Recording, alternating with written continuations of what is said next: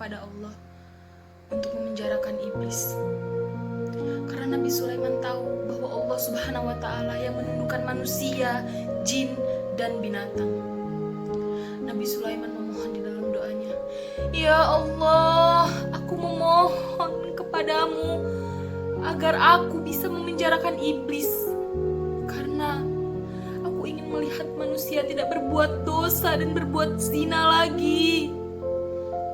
Tapi pernyataan itu ditolak oleh Allah Subhanahu wa Ta'ala. Allah mewahyukan kepada Sulaiman bahwa tidak ada gunanya jika Sulaiman ingin memenjarakan iblis dan membinasakan iblis. Tetapi Nabi Sulaiman tetap berdoa kepada Allah, "Ya Allah, aku memohon untuk memenjarakan iblis beberapa hari saja." Dan Allah mengabulkan permintaan itu. Keesokan harinya, ketika Allah Subhanahu wa Ta'ala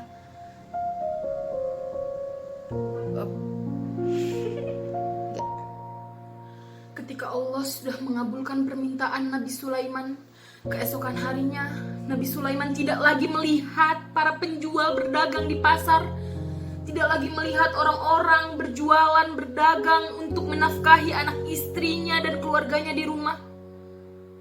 Lalu Nabi Sulaiman kebingungan, dan Nabi Sulaiman berpikir bahwa kenapa tidak ada lagi orang-orang yang mencari dunia?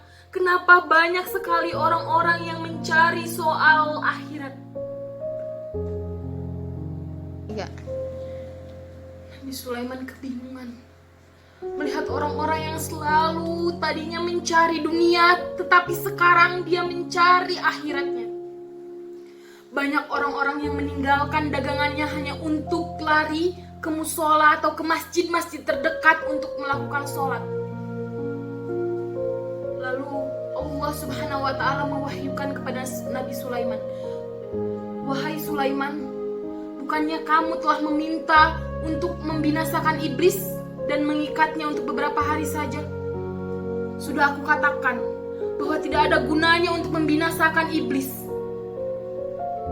Dan Nabi Sulaiman berpikir bahwa ciptaan Allah memang selalu ada baik dan buruknya. Ciptaan Allah tidak ada yang sempurna. Di sini bisa kita petik bahwasanya hidup kita harus balance antara dunia dan akhirat. Hidup kita harus seimbang. Hidup kita harus lebih bermakna untuk semua orang. Kita harus mencari nafkah untuk anak istri di rumah. Kita harus membahagiakan keluarga kita, tapi juga kita tidak boleh melupakan bahwa kita punya kewajiban untuk mencari akhirat kita suatu saat nanti. Ingat teman-teman, bahwa dunia ini hanya sementara dan akhirat untuk selamanya yang kekal abadi untuk diri kita.